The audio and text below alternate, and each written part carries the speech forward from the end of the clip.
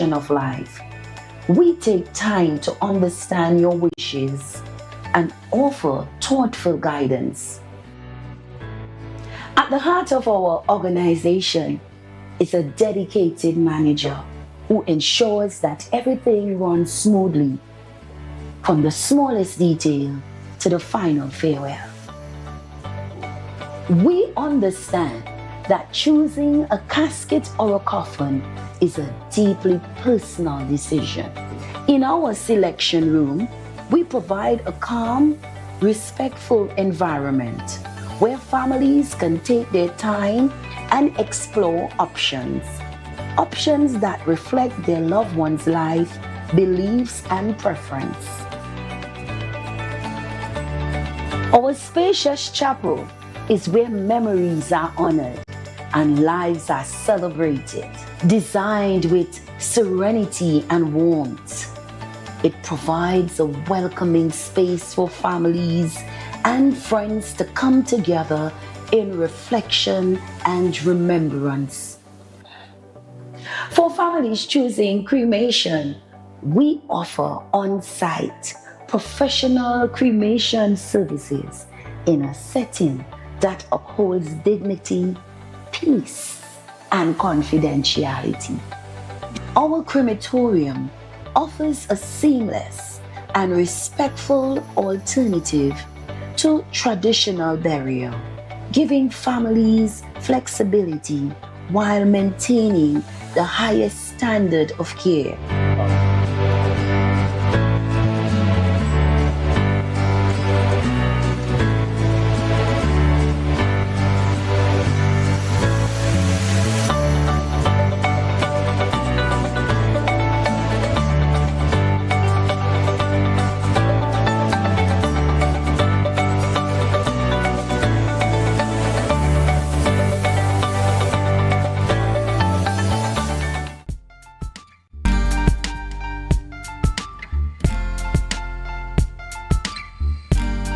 Put a smile on your face when you're moving from place to place. Good morning, good morning, morning, good morning, morning. To the morning show here on Tobago Update Television. It is Thursday, the 16th day of October 2025, and we're coming to you live from the Port Mall here in Scarborough, Tobago. I am Adana Kambi. This is the day the Lord has made, and we will rejoice and be glad in it. Good morning, and my name is Akinlabi Holder, and it's good to be here for another day. Yes, another day above the ground, and we are very thankful for it. Adana, how are you feeling this morning? I am well, thank you. Ladies and gentlemen, thank you so much for joining us this morning. We are happy that you are here with us. We have a wonderful show lined up for you today, but before we get into those conversations, we head on over to the news in 90 seconds. Here is your news in 90 seconds for Thursday, 16th October 2025. Tobago's $2.9 billion allocation for fiscal 2025-2026 has drawn sharp criticism from the THA minority leader Kelvin Morris, who accused the government of masking cuts to developing funds behind inflated figures. At a media briefing yesterday, Morris described Tobago's $2.9 billion package as seasoned with deceit and deception, claiming that despite Finance Minister Devinjanath Tanku's announcement of a 6.3% national share, the island's development allocation actually fell to $201.5 million. He said while recurrent spending increased by $400 million, critical funding of growth projects continued to decline.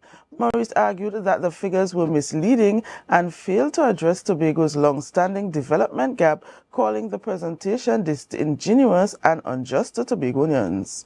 Up next, with Tobago securing a 5% share of the national budget, focus has now turned to the crucial task of determining how the $2.96 billion allocation will be distributed across the 10 divisions of the Tobago House of Assembly. Secretary of Finance, Trade and the Economy, Petal Ann Roberts, said the allocations were shaped by strategic priorities to drive economic growth, strengthening infrastructure, and improve social services. She emphasized that accountability and effective management are central to the plan, ensuring the funds deliver visible benefits and meaningful outcomes for the people of Tobago across all sectors. And finally, a wave of change has swept through the Trinidad and Tobago Unified Teachers Association as Crystal Ashe assumes leadership, signaling a new era of direction and advocacy for educators. Ashe securing a commanding 3,564 votes, defeating outgoing President Martin Lumking, who garnered 1,019. His victory follows growing dissatisfaction among teachers over Lumpkin's acceptance of the government's 4% wage offer, which many said cost them a potential 10% increase. The newly elected executive, including Nigel Figueroa and Susan Ann Marchand, has pledged to restore transparency, unity, and strong representation within the union. And that was your news in 90 seconds. Thank you, Brianna, for our news there in 90 seconds. Ladies and gentlemen, it's that time of the morning where we celebrate with those who are celebrating. It's time for our birthday shout-outs. And at Tobago Updates, we like to celebrate with those who are celebrating whatever the celebration is. And we start off with saying happy birthday to Miss Mahalia Tobias. Happy birthday to you, Miss Tobias. God's richest blessings on your special day. We pray that you stay safe today and you celebrate with friends and family and those loved ones, and you're showered with lots of positive energy. Yes, and you get amazing gifts today from all those persons that have you close to their hearts. And we pray that you keep God close and you put him before everything that you do. And in this upcoming year, all success to you. Now we continue the celebrations by saying happy birthday to the gorgeous, the beautiful Janaya Hislop. Janaya is celebrating a birthday today, and we do say a very special happy birthday to you. This is coming from all your family and loved ones this morning. A special happy birthday from Auntie Adana. Yes, happy birthday to you, Janaya. I do hope you have a wonderful and an amazing, amazing birthday today, just as amazing as you are. So happy birthday to you. And we continue the celebrations by saying happy birthday to Devon Adana. Yes, she's my namesake. Devon Miggins McDonald is also celebrating a birthday today. And we say happy, happy birthday to you. We pray that as you continue to shine your beautiful light all over, that the light will also shine on you. And we do hope that you have an amazing birthday. Continue being as amazing as you are. And let your light continue to shine. Let your magic continue to be sprinkled on all those who encounter you. So happy, happy birthday to you as well. And remember, even though you are celebrating and we don't have your photographs, we join in the celebration with you, but remind you to put God first, because he's the sole reason why there's anything for us to celebrate. You might be wondering who we're having conversations with this morning, so Akinlabi will tell us. Yes, and Dana, this morning we're going to have conversations with Miss Jillian Stanislaus, who is the Assistant Manager of the Tobago Office of the Environmental Management Authority, and they're going to be talking about noise pollution awareness during Carnival. We know that Tobago Carnival is coming up next weekend, and the activities have already started. After that, we're going to have a conversation with Mr. Elvis Rajman, who is the Cultural Officer 2, the Acting Cultural Officer 2, and Miss Candice Robinson, who is the Chairman of the Tuco Tobago Zone. And they're going to be talking about activities for Calypso History Month, because October is Calypso History Month. And finally, in our Women in Business segment, we are going to have in studio with us Miss Davina Nelson. Thank you so much, Akinlabi, for talking us through the rundown there. We do hope, ladies and gentlemen, that you can stay with us while we have these conversations this morning. Remember, you can leave your comments on our Facebook live stream and our YouTube channel at Tobago Updates. We want to hear from you. Before we go for a break and head into conversations, I just have some information for you from the Montgomery Moravian Church. Remember, they are celebrating their 235th anniversary. The History, Education and Magazine Committee presents an education forum and panel discussion.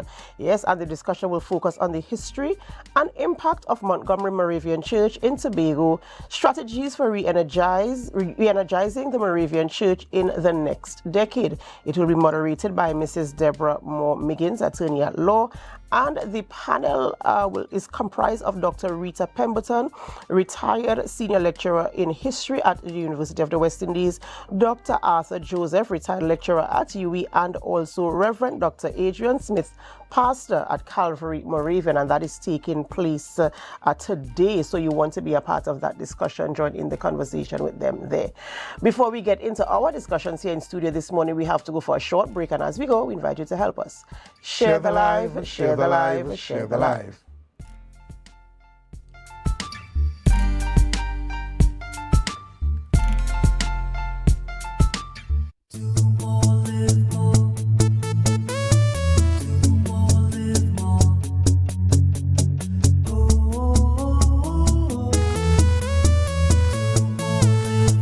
This is how it's gonna go. They better look up below, 'cause this is your show, and everybody's gonna know. Say it to them once again. They better look up below. This is your show, and everybody's gonna know. That's how it's gonna go. They better look up below, 'cause this is your show. Welcome to Tobago Glass Supplies Limited, where innovation meets excellence and service reigns supreme. Our commitment is simple: to provide high-quality, innovative aluminum, vinyl, and glass solutions for both commercial and residential spaces. At TGSL, we don't just meet needs, we exceed expectations. Our range includes the finest aluminum cladding options, setting new standards in durability and style. Driven by our passion to elevate, we aim to be the leading supplier in the Caribbean market while retaining our identity as a family-owned business. Because at Tobago Glass Supplies Limited, it's not just about products. It's about relationships, it's about you. Innovation, quality, service. That's Tobago Glass Supplies Limited.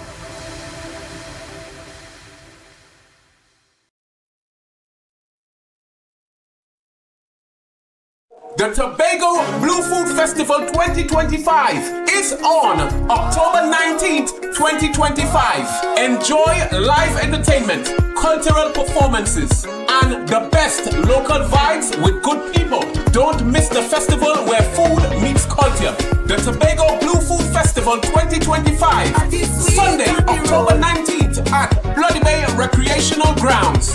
Check out their website at www.tobagofestivalscommission.com or follow on social media at Tobago Festivals for more. Nothing sweeter than to be boneyard. Dagger, dagger, dagger, dagger, dagger, dagger, daggering. We daggering. We daggering. When you see me having fun, Carnival is here again. Come sun, come rain, everybody know Tobago we go. Greatest line of our time under the sun. Moon and stars, no fuss, no fight. We unite, having fun till Carnival done. As one, as one, as one, as one, as one, till Carnival done. As one, as one, as one, as one, as one, till Carnival done, done, done, done, done. Rise and shine, Tobago. The breakfast vibes you've been waiting for is here. When you rum, tell you you's a big dancer. It's time for Sun Up Tobago, the ultimate breakfast inclusive cooler party that kicks off your carnival in style. We come to take shots. She come to take shots. Join us on Thursday, October 23rd from 6 a.m. to 12 noon at Scarborough House, 138 Milford Road. Music pumping, breakfast sizzling, coolers flowing, and vibes unmatched. Miss Ocean, Y'all coming home, I will see you again. This is where sun, sea, soca, and celebration collides. Get your early bird tickets now at Pablo Supermarkets, Barcode, Lost Restaurant, and Launch Signature Cuts, IslandEtickets.com, and committee members. Don't miss the event where Tobago Carnival truly begins. Sun of Tobago. Come for the breakfast, stay for the vibe.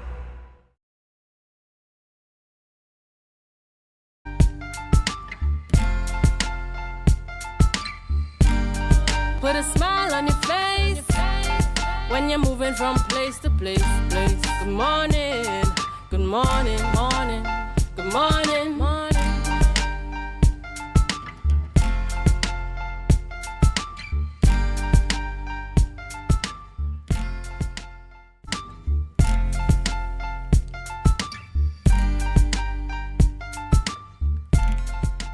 Welcome back to the morning show here on Tobago Updates Television, and thank you so much for staying with us. We begin conversations this morning in studio by speaking with Ms. Gillian Stanislaus, who is the Assistant Manager of the Tobago Office of the EMA. And this morning, as you are aware, we're heading into the Tobago Carnival festivities, and we want to talk a little bit about the EMA's role. In fact, we want to bring our viewers up to speed as it relates to noise pollution awareness around this time. Good morning and welcome.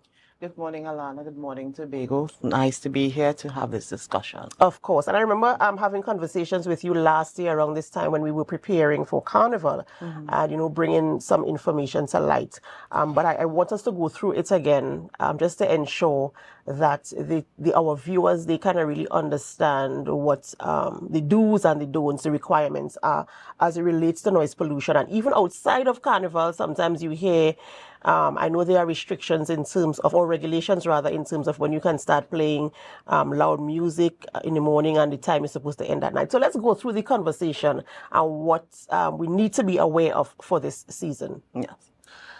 In terms of the Carnival this year, we have been working with the THA. We are part of the committee in terms of planning for the Carnival event. And we, based on lessons learned and issues that were raised in the previous carnivals, we have put things in place in terms of what we refer to as the soft start, from Shore Park to the main road on Mount Murray there by Bishop's Bus Shed, meaning that they do not have loud music. They do play their music, but not as loud as the bands normally have, because we have learned that they impact other residents in the Signal Hill, the hospital area. So we have met last year, and they say we continue the conversation with the band leaders, with the truck drivers, the DJs, and we continue to remind them of the issue of those things. And then further to that, along the route, we will have our officers monitoring. And we do have the contact information of the band leaders. So if a band is giving a little trouble or the DJ gets excited, we do have the capability to go and intervene and remind them that, listen, as much as we are having the fun, we have to stay within the regulation and within the laws. So we have that in place, as well as in the end, because they're ending in Shore Park again, they go down again in terms of volume. So we have that in place. There were little kinks last year, as everything as you implement and you roll out. And this year we hope to be better at it, and we will be having our officers monitoring during the entire process and over the 2 days. You know, a very interesting question I was thinking of while you were speaking. How do you measure the volume? So how do you know this is the regulated volume, and how do you assess that? Okay. Well, we have a noise pressure monitoring kit that we will be having on site. It's the same meter we use when we do all noise complaints anywhere in Trinidad and Tobago. Because as always, we do everything scientifically and based on, not on our opinion, on what people think or we hear. And I'm happy that you clarified that, because I know some people might be thinking, yeah, but how do you know the music loud? So I'm happy that you actually have, you know, a gadget, if I can call it that, to ensure that it is regulated in the correct way, so that people don't feel as if you are targeting them. Yes. So we use the noise pressure monitoring kit, it measures decibels level, and we have a range that we permit in any event. So we usually go with anytime over 50, so we go to 70 for events that are like fetes and stuff like that. And one thing to note, outside of the carnival period, we only allow, we only permit events 8 hours of noise above the permissible levels. And those 8 hours, are they controlled by time? Because I know sometimes there are daytime events and there are nighttime events. Is there a difference in terms of how they are regulated, the noise level? Yes. Once we have amplified sound, we have, well, again, we do everything scientifically. So we have a formula for if it's a daytime event, you may be permitted to be a little louder because of all the background noise that may be interfering with your event. But that is also dependent on where the event is. So if it's in a residential area, you will not be allowed to go higher than if it's a place that has no one living around it. For nighttime events, we have different protocols and different levels that we allow. So it's all dependent on the site you're having the event and the time of day. So we have had breakfast events, we've had early morning events, but again, we only allow 8 hours. Concerning the you spoke earlier about the permissible levels when they're passing from Shaw Park to the Montgomery Junction at Bishop's High School. This is for both the Juve and the Parade of the Bands events? Yes. And also, I know that during the daytime, if you could clarify for us, what are the regulations? During daytime, the permissible noise levels are allowed to go above a certain level, or it's always at a particular standard no matter the time? No, as I said before, it depends on where the event is going to be. So for the carnival period, we will be monitoring again between Shaw Park and Montgomery because of where the event is located.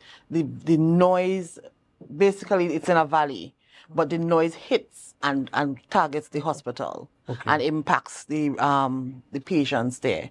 So we are very careful in terms of what they do during those events. And we will be there for the entire period, the Juve, the everything events. So that is where we are going to be monitoring. We do have our standards. And once we go above 70, 80, depends on where it is, then we noted, call the DJ or notify the DJ, listen, you need to go down a little, no talking on the mic during this area here, because we know that sometimes the DJs on the mic are louder than the music. So that is where we come in again. We have to be on the ground during that whole period. So we'll be going the route with them to make sure that they maintain some standard. But and are there fines that are applicable should there be non-compliance? In this event, not at this time. We have been having this, the committee has stated that there are consequences, but I do not know if they have finalized it as yet, and I don't, because they have been encouraging and it's a learning process. So because it's relatively new, and most of the players are from Tobago, they're not accustomed to the rigors of the Trinidad Carnival and what is already in place there, we are giving them time to learn a little. But we do enforce, and to be fair to them, in the last year when we implemented the process, they did listen. So when they realize, because as I said, they get excited, the vibes start to run and they start to get all these things. But when they realize, when we come and we tell them, listen, go down a little, and then when they check with us, and we say, yeah, you're good there now, and then we proceed and continue. So I was now about to ask what it's like in comparison to the Trinidad Carnival, because I know that Trinidad Carnival passes through Woodbrook and a lot of residential areas, and if those same regulations in terms of the noise levels are applied to the bands in Trinidad? Not in because you remember the Trinidad Carnival is a declared event, so we do not monitor the carnival parade itself, but we do monitor private events. And if you have a separate event outside of the parade route. But the Tobago Carnival is slightly different in terms of its declaration. And therefore, we still have to maintain some level of control over the event, but not as stringent, so we don't have the 8-hour window. But we do monitor because it's going around residents and we have the hospital that is impacted. So even in the Trinidad Carnival, when bands pass the zoo and they pass the hospital, they lower their music. It's called a soft zone. Okay. Yeah, Okay. so they do. In terms of your relationship, I know you said you all are part of the planning committee, but in terms of your relationship with the Tobago Promoters Association and they applying for noise pollution licenses and that kind of thing, how has that relationship been? For the carnival, we have had the applications. We still have some promoters who have decided that they don't want to work with the EMA in terms of getting their permits. We are working on it in terms of enforcement because at the end of the day, it's $250 to apply for an event. And you apply for the event 35 days in advance and you submit your application 28 days before. The TTPS in Tobago, they have been working with us in terms of enforcement. The relationship can be improved as well as the courts in terms of the bar license. But we have had changes and we continue to see changes with people applying more and more for their permits. And let me ask this. For the ones who have decided that I don't know that you have the option to not involve the EMA, are they still allowed to have their events, and what are the actions taken for a promoter hosting an event without the application and the approval rather to have that event? Well, the EMA does not have the authority to stop an event, only the TTPS. What we do note is that we will monitor and do an enforcement action because our process goes through the court system. We do not have the power to go and say, shut off your music. So we usually monitor the day of the event, whether it's has its permit or not, and then we do a background noise. And once the noise level from your event is 5 decibels above what the background is, they're in violation. And we usually send it forward for legal action. And our legal team then contacts the promoter, not the promoter, contacts the event, the venue owner. Right. And they are charged, have to pay fines in terms of our process. But our process is a little longer, but the police has the power to go in and shut down. The courts in the past used to work with us. If they did not see the noise permit, they were not issued a bar license. But we have to continue the education because we have some new magistrates who may not be too familiar with it. So we are continuing the education process in the legal system. And that was going to lead to my next point in terms of the public education drive, because year after year we're hearing promoters are non-compliant, and they feel they could slip through the the cracks. And of course, getting a bar license without having the EMA, I think these things should really work hand in hand as you've suggested. And so I'm hoping that we really, it's as you said, $250, Yes. right? 35 days in advance. I mean, you don't wake up this morning to plan an event for tonight. Exactly. So in your planning process, let that be part of the to-do on your to-do list for Yes. planning your party to ensure that you have all your ducks in a row. So I really do hope, and I want to talk to our viewers this morning, whether you are event promoter, you are venue proprietor, whatever you are, once you are in the industry of entertainment, let us follow the regulations. Let us make it easy on each other. I mean, the EMA has their work to do, but they don't want to be running up and down behind you to ensure that you're compliant. Just do the right thing and let us make life easier for all of us here on the island of Tobago. Remember, we're aiming to be the greatest little island on the planet, and it starts with me and it starts with you. So let us take our responsibility very, very seriously. And in closing, is there anything that you'd like to share with our viewers this morning? Well, the EMA continues to work with Tobago, the THA, in all their projects and all that we have to do. And I want to remind citizens that if you have an issue, you can call us. In terms of noise between you and your neighbor, no, you don't call us, you call the TTPS because they have the power to intervene immediately. Our process is we come with a meter. and it takes longer. So if you you could always call our office, have a conversation with us, and we can direct you best on how to treat with it. Our numbers are 639-6717 or 226-4EMA-4362. Okay. Thank you so very much for coming on this morning and having that conversation, a very, very important conversation in this time, not just in this time, but that we should keep in the back of our minds when you want to host your event, whether it's home by you or somewhere else. Let us remember that we have to consider other users of the area as well. We've been speaking with Ms. Gillian Stanislaus, Assistant Manager of the Tobago Office of the EMA. October Carnival is fast approaching. And of course, my advice to you is to remember to remain safe. We have to go for a short break before we continue conversations this morning. And as we go, we invite you to help us. Share the live, share the live, share the live. We'll be right back.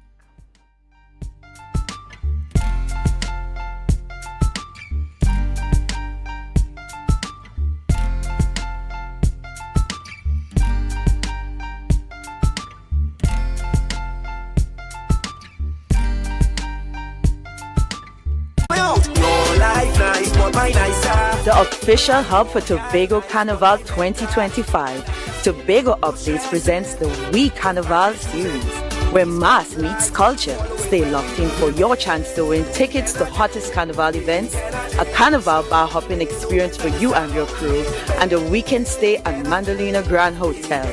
It's happening right here. Tobago Updates, We Carnival.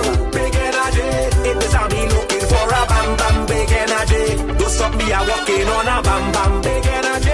If you see the size on a bam bam big energy. Want to get better? Where to start? What kind of exercise to do? What to eat? How to get restful sleep? Need a doctor to search for root cause? Look no further. Come to Majuba Hill Lifestyle Center Foundation at our Wellness Center in Goodwood, or Food Hub in Darrow Springs, Scarborough, or Doctor's Office in Goodwood and Darrow Spring. Contact 49SWIFT 4979438. The Tobago Blue Food Festival 2025 is on October 19th, 2025. Enjoy live entertainment, cultural performances, and the best local vibes with good people. Don't miss the festival where food meets culture. The Tobago Blue Food Festival 2025, Sunday, October 19th at Bloody Bay Recreational Grounds. Check out their website at www.tobagofestivalscommission.com or follow on social media at Tobago Festivals for more.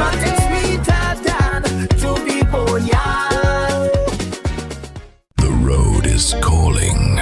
Tobago Carnival. Neon is coming.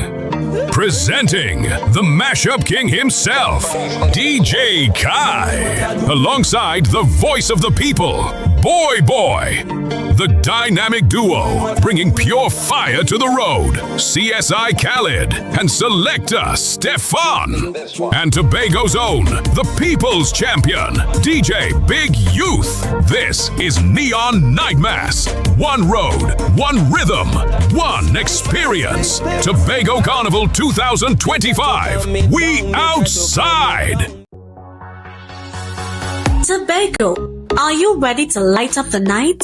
Join us for the Lambo Credit Union's Moonlight Miles for Diabetes Glow Walk 2025. On Saturday, November 15th at Cano Bay Nature Resort, we'll walk, glow, and raise awareness for a healthier tomorrow. From 5:30 to 9:30 p.m. Bring your family and friends for plenty glow energy. Registration is just $180 per person, or grab your crew of 5 for only $150 each. Sign up online or at Lambo Credit Union branches before October 31st. For more registration and payment details, visit lambocreditunion.com and search Moonlight Miles today. You can now get whatever you need whenever you need it anywhere in Tobago with Tobago. Your meals, medication, groceries, and shopping all delivered directly to you. No more hassle, no more stress. Get the Tobago app today on Google Play or Apple App Store. That's TAPPOGO and let us deliver to you. Check our website at www.tapogo.app or call the experts at 494-TOGO and 484-4746. Tobago. Relax. We will get it to you. Tobago's at your service.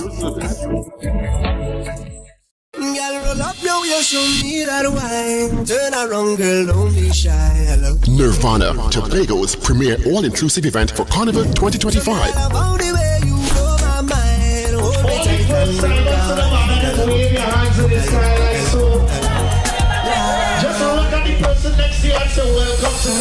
Join us for a night of elegance, energy, and unmatched vibes at Fête à Blanc. Come dressed in your finest island chic white attire and indulge in a premium carnival experience like no other. Experience live performances by Nadia Batson and Sass, Patrice Roberts and the 18 Band, Charles Marshall, Lyrical, Vamanapi, Juby, and many more. Get your tickets now at islandetickets.com. Physical tickets available in Trinidad at SIP on the Avenue, Showaholic, Trin City Mall, Port of Spain, and Center City Mall. Happy's Waterhole, Pleasantville, Avala, Hotland Plaza, in Tobago, Barcode Scarborough, Deltec Distributors, Argyle, Pablo Supermarket Argyle, Jade Monkey Crown Point, Showaholics Lowland, and any committee member. Immerse, illuminate, indulge. Saturday 25th October 2025 from 5 p.m. at the magnificent Magdalena Grand Beach and Golf Resort. Dress code Island Chic, all white. Nirvana. Fête à Blanc, where luxury meets rhythm and elegance meets euphoria. Don't just attend, arrive in style.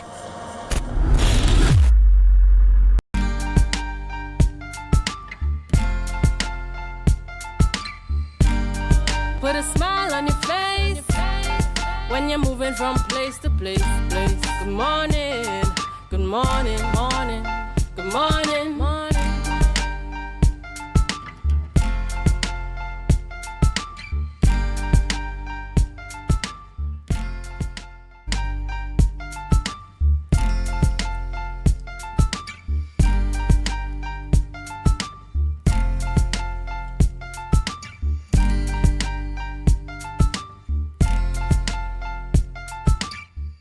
Good morning and welcome back to the Tobago Updates morning show. Yes, and we have in studio with us Cultural Officer 2 Acting, Mr. Elvis Rajman, as well as Chairman of the Tuco Tobago Zone, Candice Robinson, and they're here to talk to us about activities for Calypso History Month. As we all know, October is Calypso History Month, and the THA has a number of activities planned throughout the month of October. So good morning and welcome, Mr. Rajman. Good morning, and thank you for having me. So, Mr. Rajman, let's get straight into it. Calypso History Month. I know activities would have started on the 7th of October. 7th of October. So just tell us what happened so far and what we can expect for the rest of the month. So the Division of Tourism, Culture and Antiquities, in celebrating Calypso History Month, saw it fit to partner with TUCO to do a month-long set of activities that started from October 7th at the Scarborough Library. They honored 10 of Tobago's veteran Calypsonians on the 7th, which was a lovely showing at the Scarborough Library.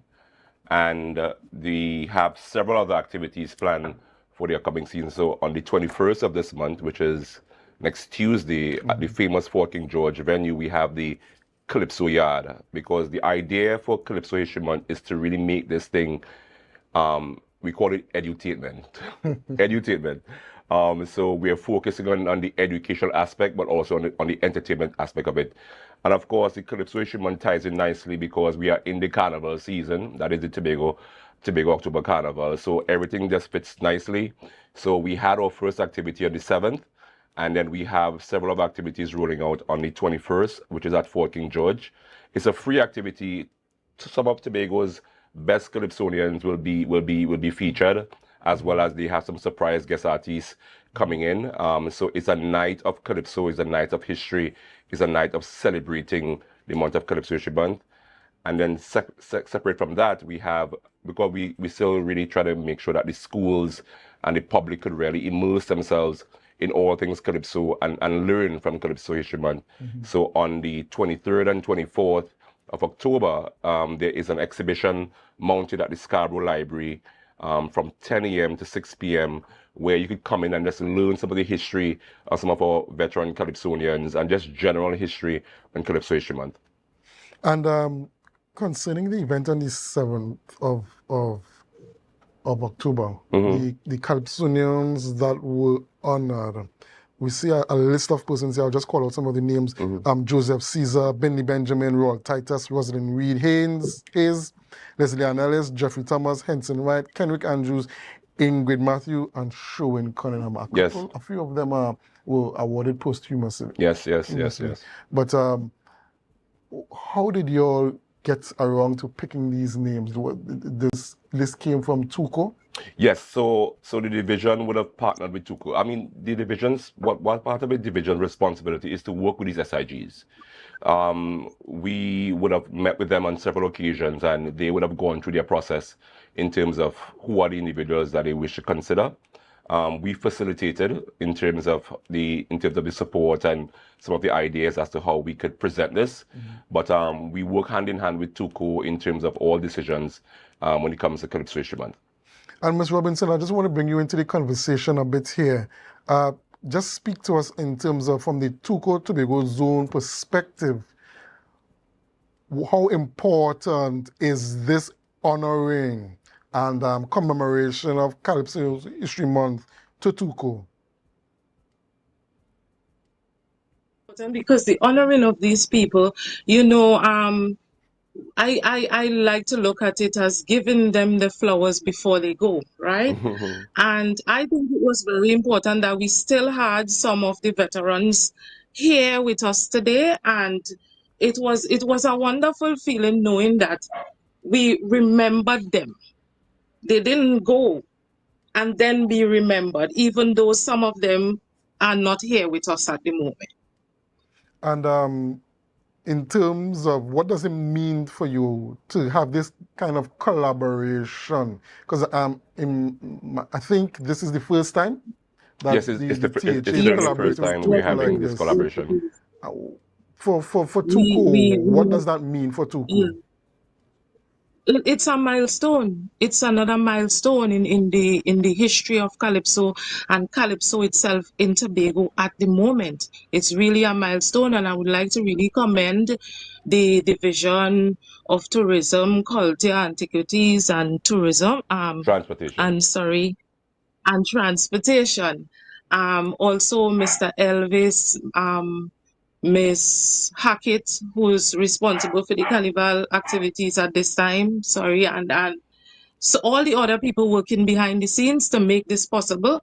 This is just another milestone in Calypso, and we are looking forward most definitely to the 23rd and 24th with the expo at the library, where it's educational. So through Miss Hackett, it's through the Division of Education. We're inviting the schools to come out, inviting also the public, right? Because it's free, to come out and learn the history of Calypso, where it came from and where we are at the moment, the struggles that Calypso went through to be where it is for today.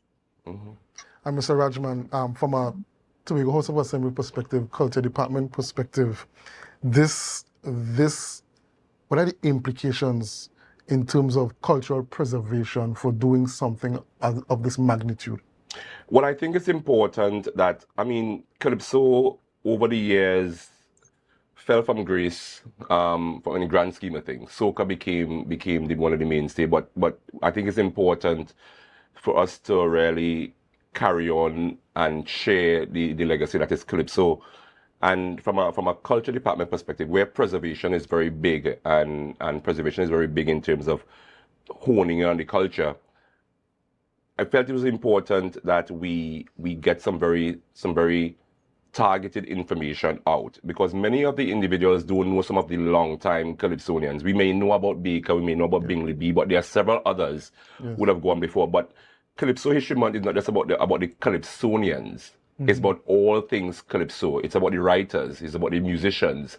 It's about the backup people. There are so many other entities and other resources that comes in to really make the Calypso product. So we felt it was important to really highlight all things Calypso. Tuco did an excellent job. I actually love working with Candice and her team, Punchin and others, in terms of getting it off the ground. Quite frankly, I think the approach taken by the division at this point in time, where we are really working with these SIGs, bringing their ideas on board, and we try to hone in on what is best and how we could target to the public, it's working quite nicely, and I expect that the Calypso Month, likewise, many of the other activities we have for the October Carnival, is going to be a resounding success. So you spoke about preservation, and I think a part of the preservation as well would be the continuation of the art form onto the next generation. Yes.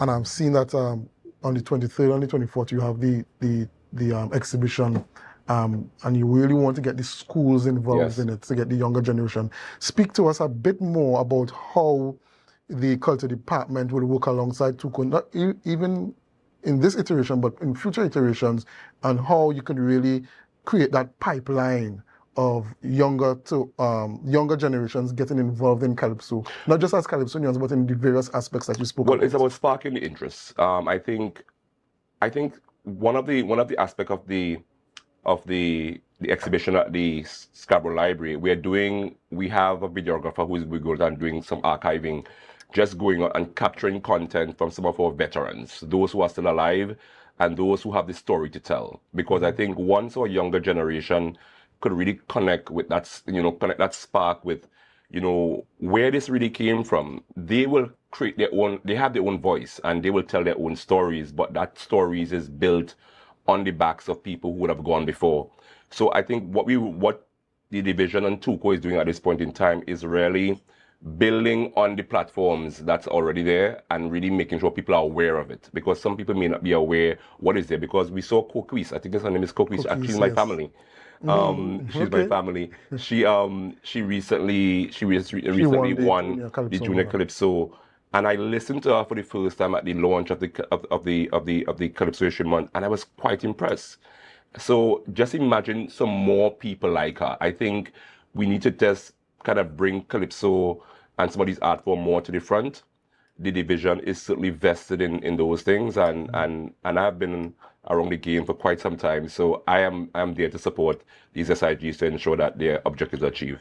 And Ms. Robinson, as we talk about bringing Calypso to the forefront, what has the Tuco Tobago zone been really having their plans in terms of bringing Calypso more to the front, bring back that prominence of Calypso into the cultural landscape of Tobago? Well, the thing is, it's something that I would have had a thought about, even interacting with the schools and bringing Calypso, the art of Calypso, to the schools. And that's why I said I'm really, really glad that Ms. Dorisha Hackett partnered with us this time around to have Expo, because that was something that I really, really wanted to do for a long while, right? Yeah, so we hoping that more students would get involved in Calypso, more the younger people, getting involved in Calypso, because I mean, this is our national art form. But just to add to what Candice was saying, because the showcase and the celebration of Calypso History Month and the Calypsonians is not just limited to the Scarborough Library, because on the Scarborough Boardwalk, we want just average passerbys who just walking on the boardwalk could actually connect with some of these oldies, if you want to call it that. So we're mounting part of the exhibition at the boardwalk. Okay. So people could pass, they might see Axback, they might see Showing Cunningham. Right. What is the story behind Axback? What is the story about Showing Cunningham? So they could actually read those things, because we're actually going to have some of their bio information there, as well as down at the very famous I Love Tobago sign. So we know that's a very popular spot. We have a lot of tourists, a lot of guests coming into the island. That's one of the areas that they will visit. So we're actually mounting a part of the exhibition in those areas. So people visiting those areas as well can really immerse themselves in all things Calypso. So the idea is to really populate the space with all things Calypso, and especially in keeping with the season, that is the October Carnival. Tobago is the place to be. Calypso, Mass and Pan. All right, thank you very much, Mr. Elvis Rajman, Cultural Officer 2, acting, as well as Ms. Candice Robinson, Chairman of the Tuco Tobago Zone. Thank you for coming on this morning and speaking about Calypso History Month 2025. So look out for the exhibitions on the 23rd and the 24th. Yes? Right. The 23rd also, that's the at 6 p.m. The Tobago Monarch will be taking place at Market Square in Yes. Scarborough. That's going to be big. Yes, it's going to be big. It's going to be So that's going to exciting. be a big one also. Right, but we're also inviting people out on the 21st for Kaiso Under the Moonlight up at Port George. Yes. Right, and of course from 7 p.m. that's a free event. Come out, support, and let's be a part of everything Calypso.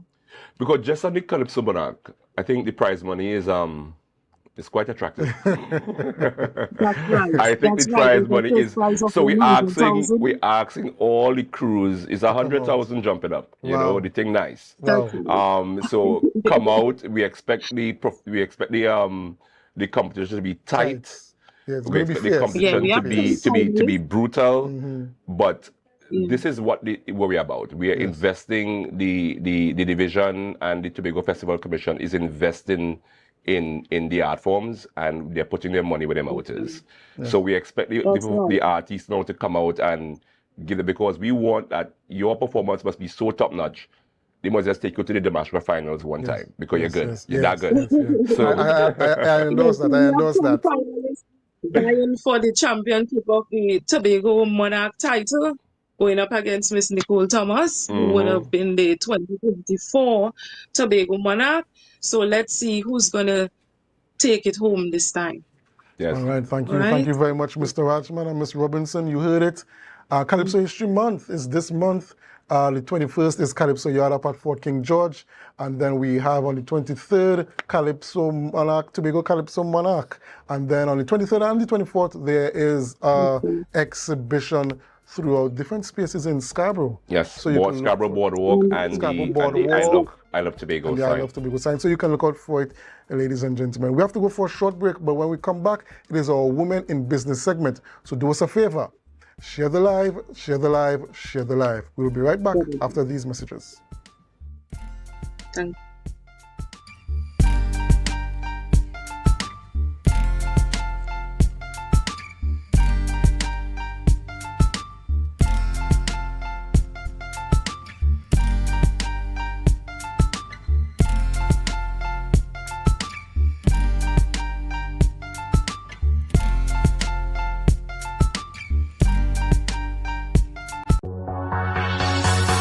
Tobago, are you ready to light up the night?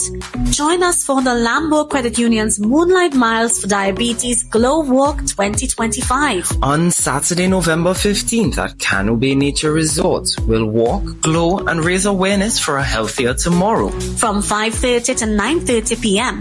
Bring your family and friends for plenty glow energy. Registration is just $180 per person, or grab your crew of 5 for only $150 each. Sign up online or at Lambo Credit Union branches before October 31st. For more registration and payment details, visit lambocreditunion.com and search Moonlight Miles today.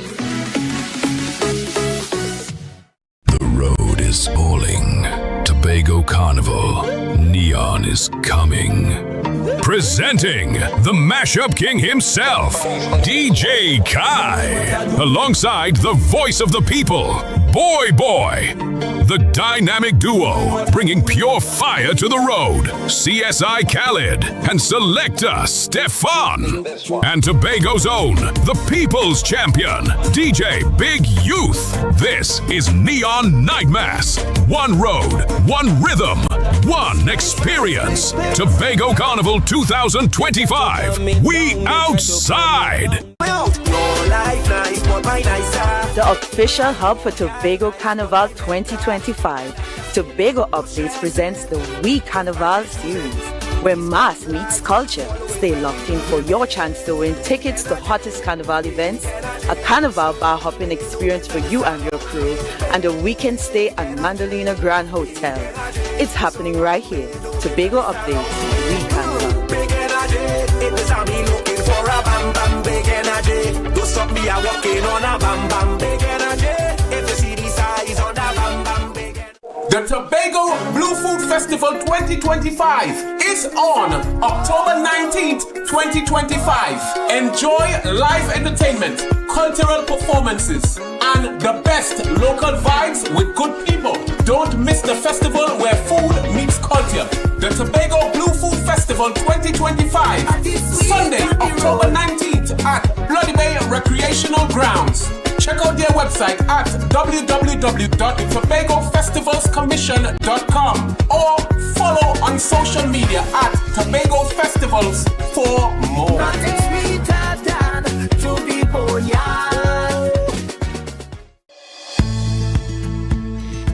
TNTech is pleased to advise that its Roxborough Service Center has reopened. Starting Monday, 10th March, customers can once more visit the Roxborough Administrative Building to pay TNTech bills, request new connections, and more. TNTech, powering the nation into the next generation.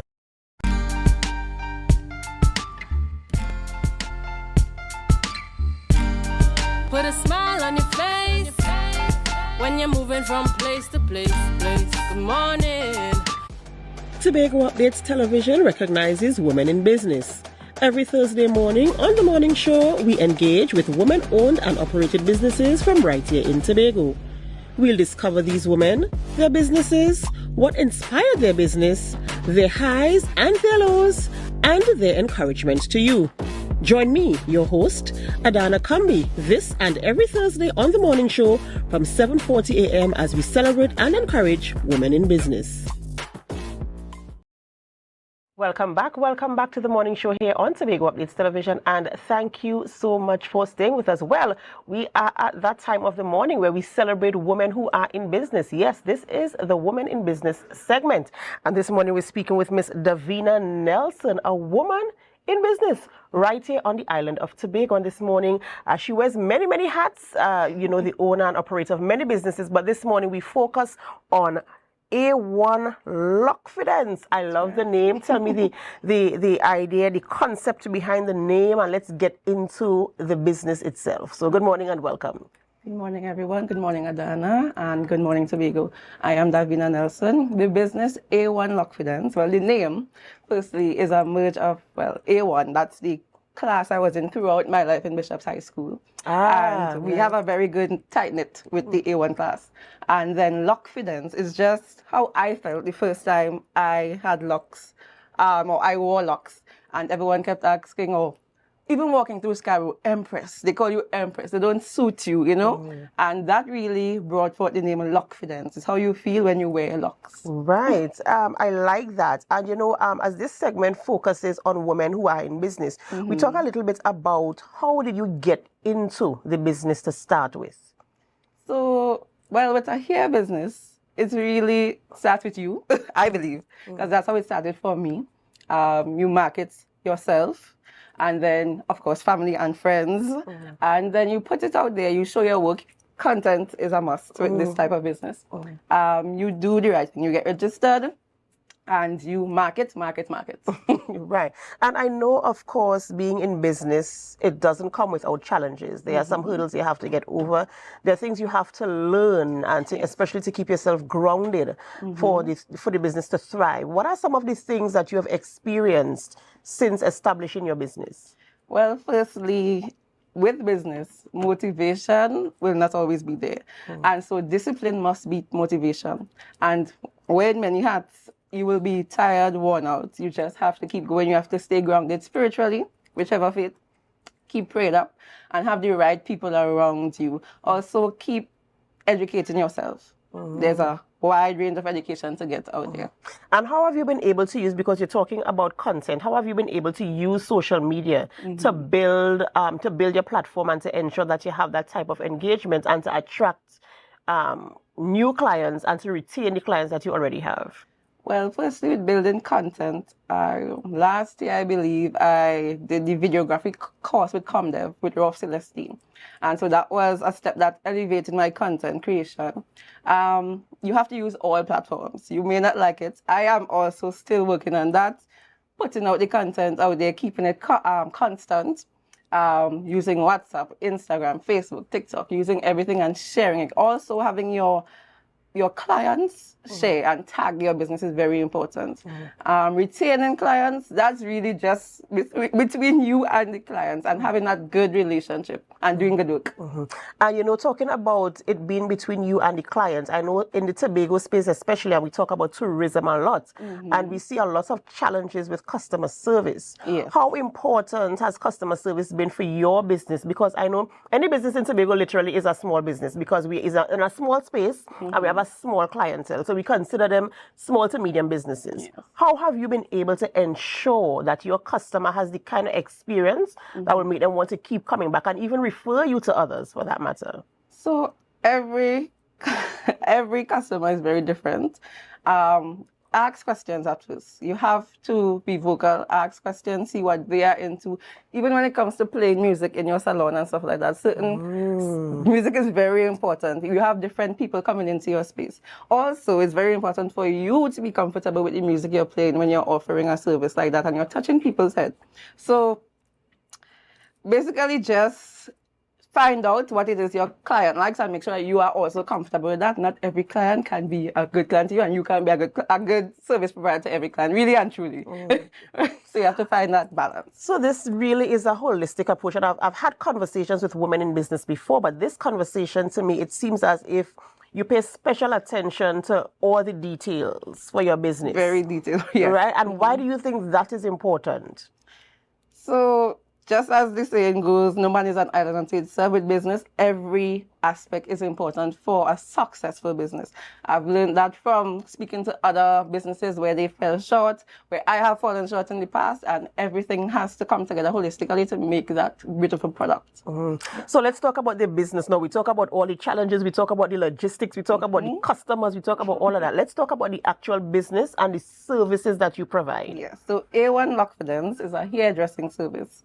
We provide temporary, I want to make that clear. At this point, we provide temporary lock installations, faux locks, soft locks, butterfly locks, and regular braiding. We have some on screen here right now. A1 Lock Fittings really promotes that, as the name says, confident lady factory. That's why I like to say Lockfident Lady Factory, promoting confidence through here. We also do, I think I said that already, braiding, twists, locks, anything to do with hair. We also are going to soon offer hair care consultations. We are in the process of doing that. So is it that you operate with a staff or is it just you? It's currently just me. So all these styles that we're seeing here, all these installations were done by your magical hands. Yes, that's right. Right. And in terms of when your customer leaves your chair and they, you know, of course you ask the question, do you like your hair? Are you satisfied? How does it make you feel when you receive your customer reviews? It's really, really good. The best compliment you can get, even after they leave, because most times they're tired. At the end of the service, we are tired. And so you give them the mirror, they look, they smile, and it's like, good. I'm yet to receive a bad review, but we all know that may happen at some point in time. But the best thing you can get is that a client really loves the service. I would imagine so. And you know, I want to talk a little bit about, I know you have other businesses as well.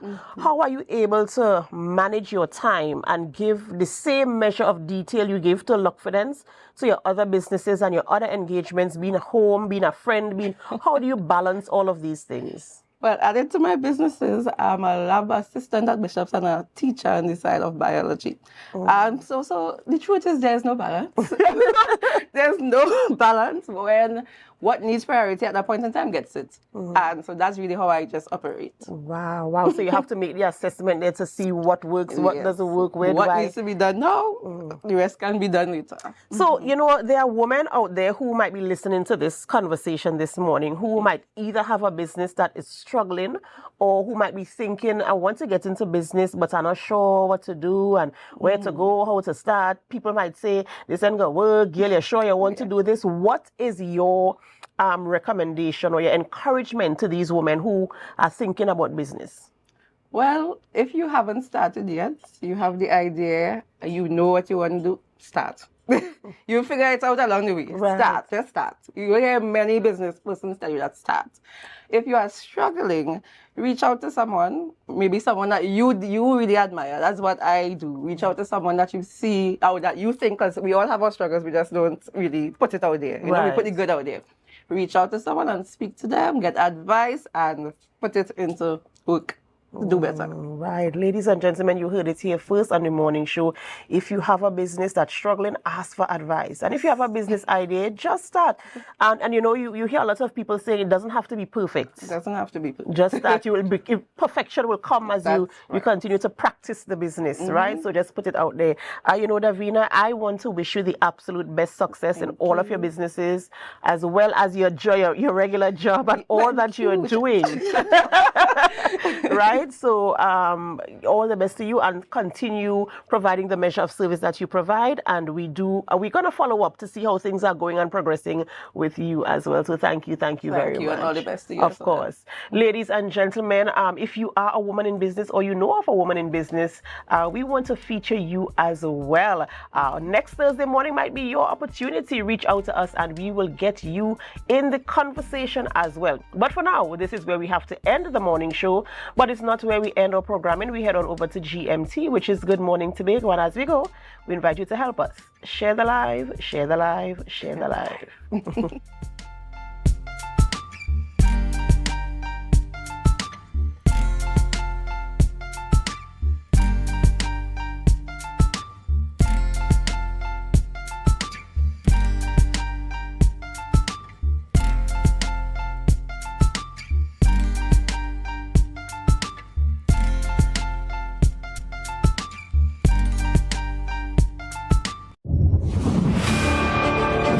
The Tobago Day Awards 2025 are here.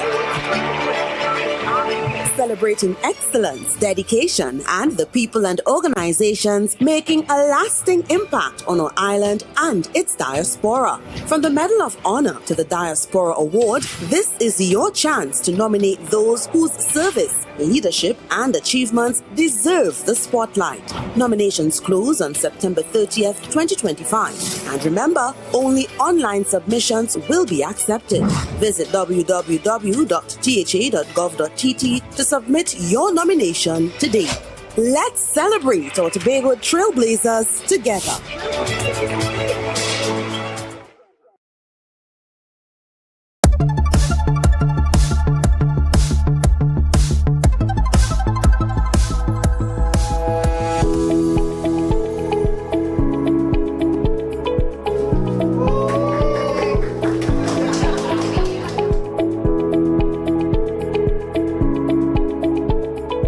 The Health Hygiene Lounge is a family-friendly space designed to support the health and dignity of women and families.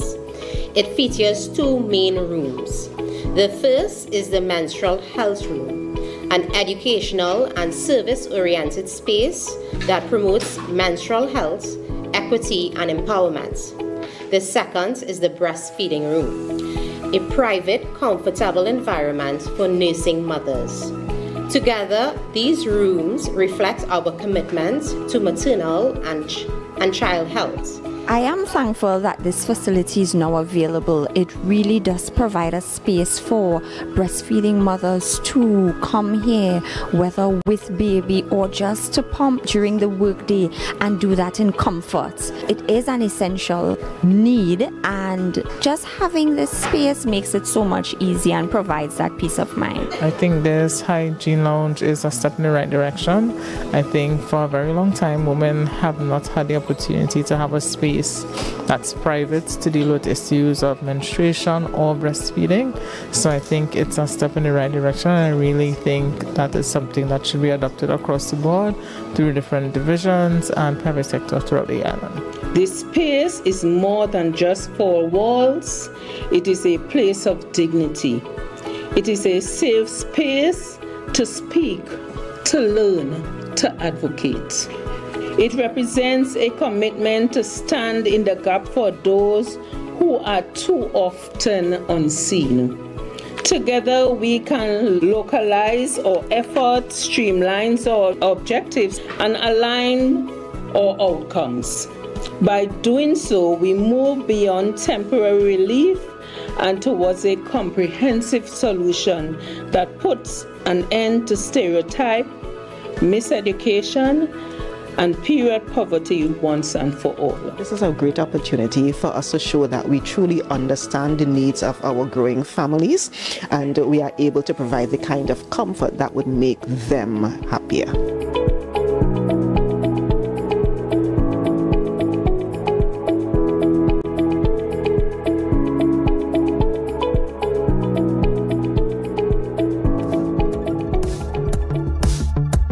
That was a production of the Department of Information, Office of the Chief Secretary, Tobago House of Assembly. The Tobago Day Awards 2025 are here. Celebrating excellence, dedication, and the people and organizations making a lasting impact on our island and its diaspora. From the Medal of Honor to the Diaspora Award, this is your chance to nominate those whose service, leadership, and achievements deserve the spotlight. Nominations close on September 30th, 2025. And remember, only online submissions will be accepted. Visit www.tha.gov.tt to submit your nomination today. Let's celebrate our Tobago Trailblazers together.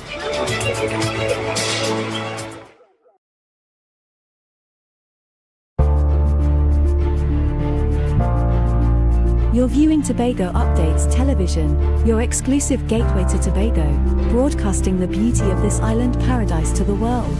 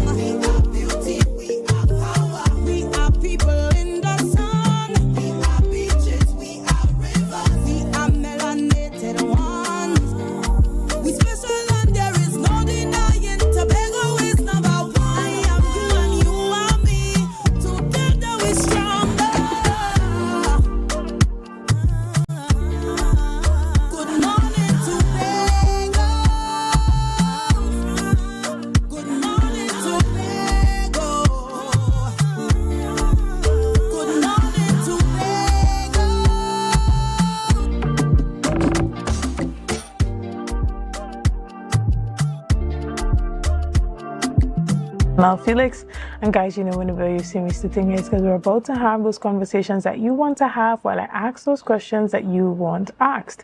But before we get into this morning's interesting topics and conversations, let's have on news in 90 seconds. Tobago's $2.96 billion allocation for fiscal 2025-2026 has drawn sharp criticism from THA Minority Leader Kelvon Morris, who accused the government of masking cuts to development funding behind inflated figures. At a media briefing yesterday, Morris described Tobago's $2.96 billion package as seasoned with deceit and deception, claiming that despite Finance Minister Devendranath Thakur's announcement of a 6.3% national share, the island's development allocation actually fell to $201.5 million. He said, while recurrent spending increased by $400 million, critical funding for growth projects continued to decline. Morris argued that the figures were misleading and failed to address Tobago's long-standing development gaps, calling the presentation disingenuous and unjust to Tobagonians. Additionally, with Tobago securing a 5% share of the national budget, focus has now turned to the critical task of determining how this allocation will be distributed across the 10 divisions of the Tobago House of Assembly. Secretary of Finance, Trade and Economy, Petalan Roberts, said the allocations were shaped by strategic priorities to drive economic growth, strengthened infrastructure, and improved social services. She emphasized that accountability and effective management are at the center of the plan, ensuring funds will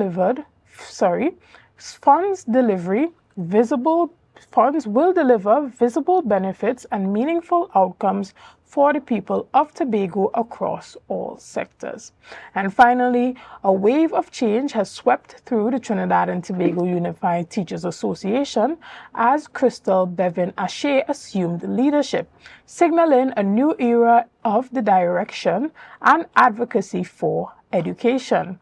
Ashe secured a commanding 3,564 votes, defeating outgoing President Martin Lumkin, who garnered 1,019 votes. Her victory follows growing dissatisfaction amongst teachers over Lumkin's acceptance of the government's 4% wage offer, which many has said has cost them the potential of a 10% increase. The newly elected executive, including Nigel Figueroa and Suwan Machan, has pledged to restore transparency, unity, and strength in representing the union. And that was our news in 90 seconds. This morning, we jump straight ahead into our discussions, and we are still chatting about that 2025-2026 budget presentation that was given on Monday. To have this conversation with me this morning, we are touching a bit on what's happening on the tourism sector here on the island of Tobago, and I am chatting virtually, that is, with Mr. Reginald McLean, who is the president of the Tobago Hotel and Tourism Association. Good morning and welcome. Morning, and thank you for having me on your program this morning. Excellent. Now, you, like all of us, were a part of listening to that budget presentation for that was given on Monday. Give us some perspectives on, your overall thoughts. What were some of your first impressions? Well, I go on and talk about this for the next hour at least, if you have that time. But Tobago received 6% of the national 2.96 billion plus 763 million. That's 3.23 billion. So we at the THTA, the largest private sector organization in Tobago, that we would be part of, included in the discussions as to where and how these funds spent in Tobago.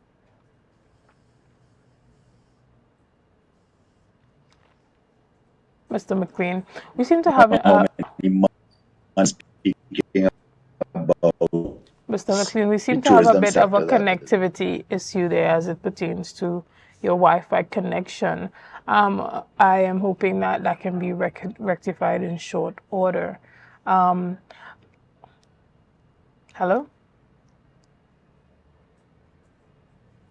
Guys, we're going to take a quick break right here, and we'll be back as we keep breaking up on me. As we try to rectify some of these technical issues this morning. We'll be back right after this. See you soon.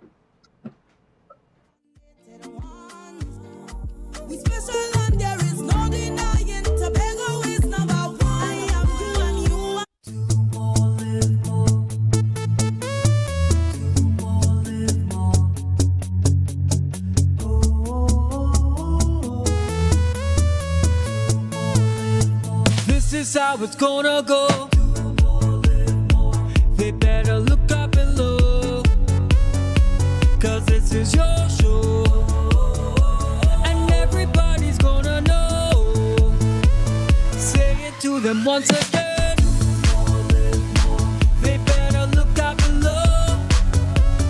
This is your show, and everybody's gonna know. That's how it's gonna go. They better look up below, 'cause this is your show.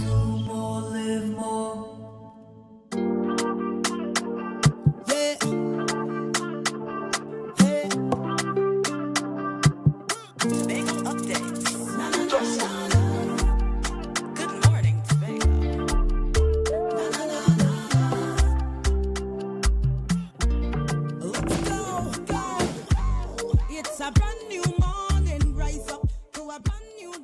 morning and welcome back to Good Morning Tobago. Now, we have been chatting virtually with Mr. Reginald McLean, who is the president of the Tobago Hotel and Tourism Association. Welcome back, Mr. McLean. Thank you. Hopefully it's also sorted out. We have been speaking constantly that the sector needs $1 billion invested into it. And the budget gives that feeling that some of what we are asking for over the past several months is going to come forward.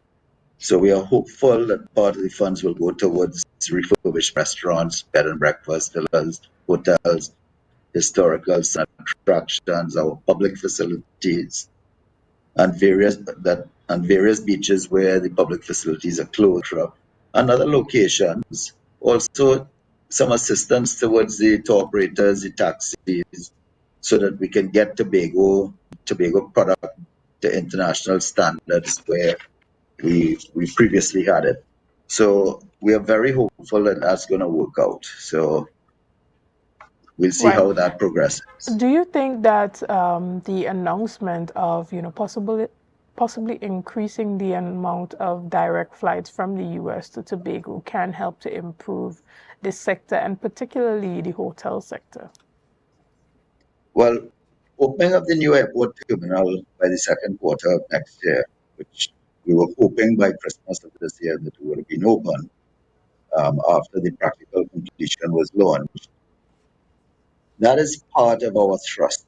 And that announcement that they made with growing Tobago's tourism with the direct flights is positive, but also quite big.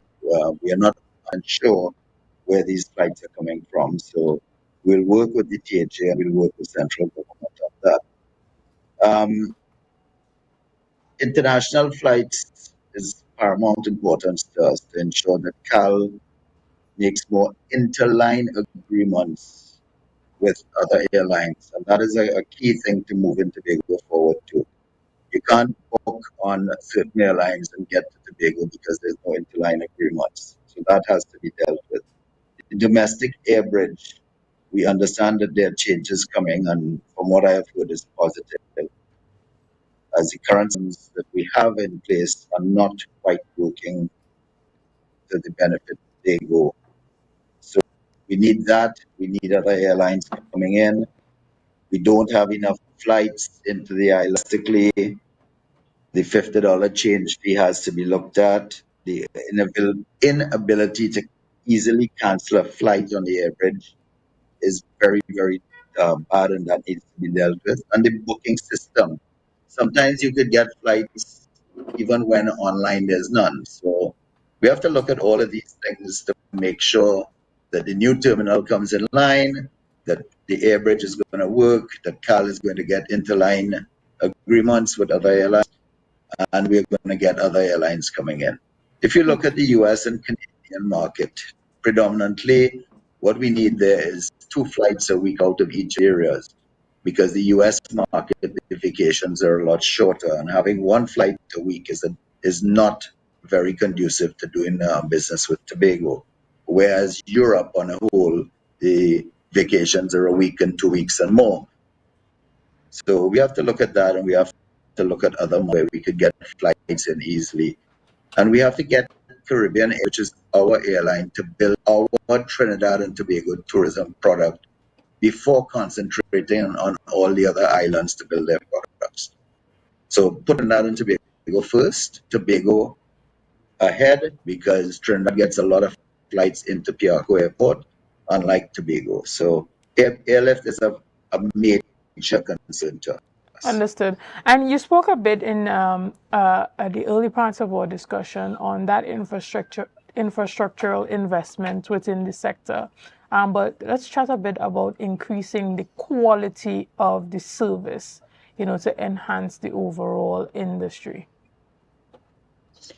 So our hotel school here, the Tobago Hospitality and Tourism Institute, is doing a very good job, but they're limited on what they can do. We need to really look at education in tourism and the benefits of tourism, etc., and about service into our school primary level, and start teaching our young ones so that by the time they're ready to graduate, they can make a good decision to go into tourism or something within the hospitality field.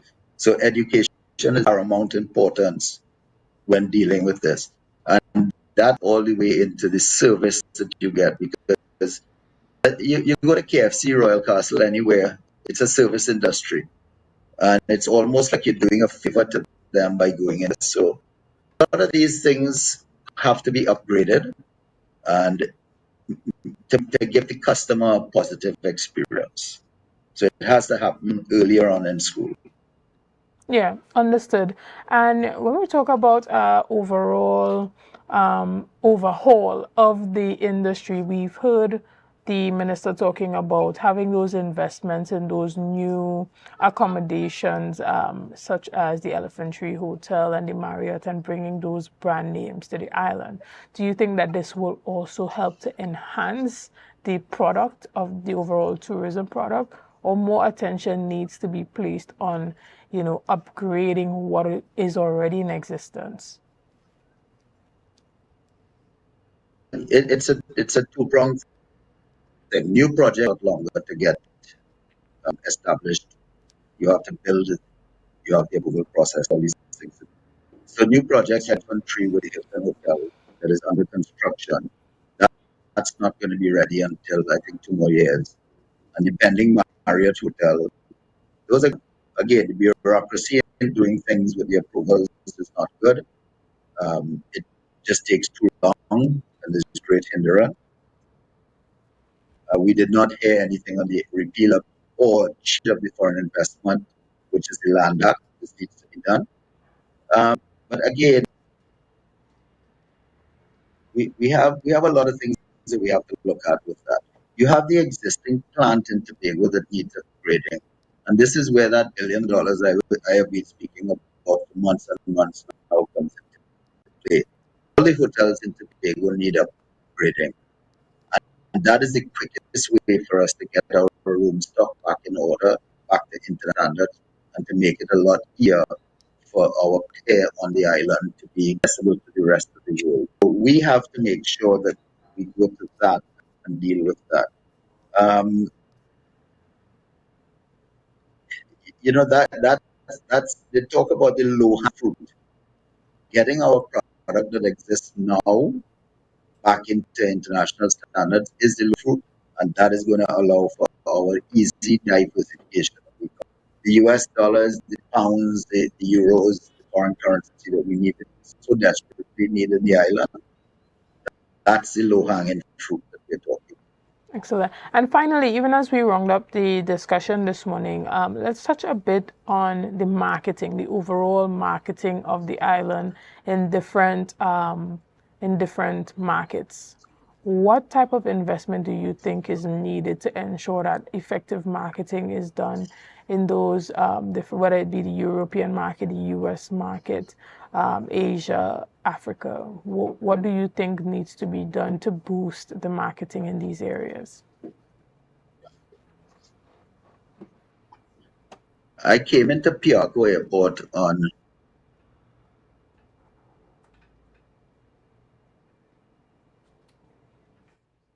Seem to have frozen again there. Guys, we're going to take a quick break and we'll be back right after this. See you soon.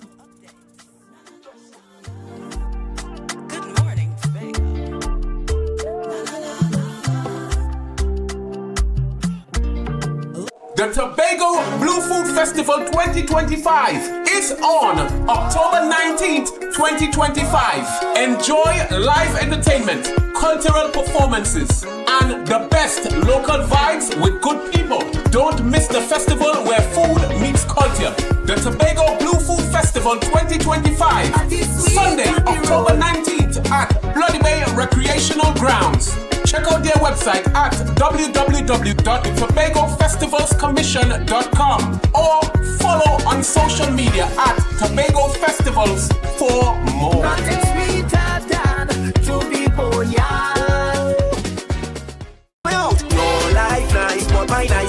The official hub for Tobago Carnival 2025, Tobago Updates presents the We Carnival series, where mass meets culture.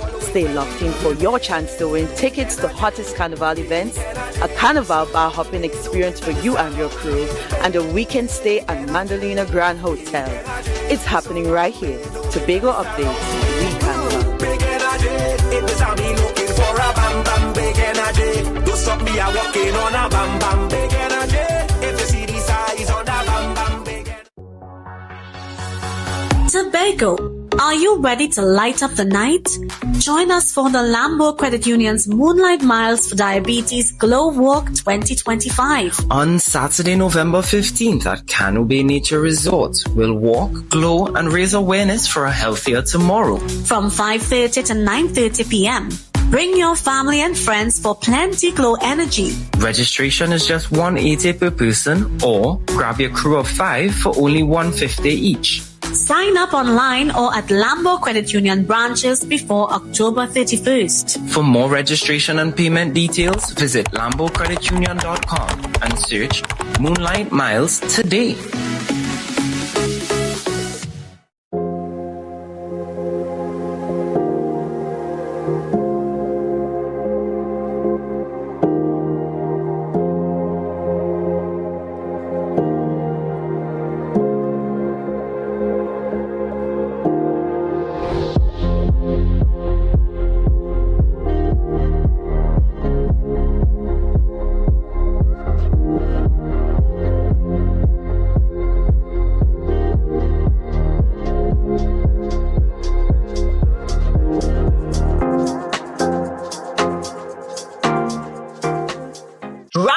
Shine Tobago, the breakfast vibes you've been waiting for is here.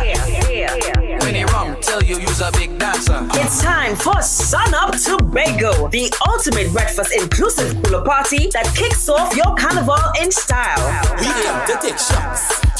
She come to take shots. Join us on Thursday, October 23rd from 6 a.m. to 12 noon at Scarborough House, 138 Milford Road. Music pumping, breakfast sizzling, coolers flowing, and vibes unmatched.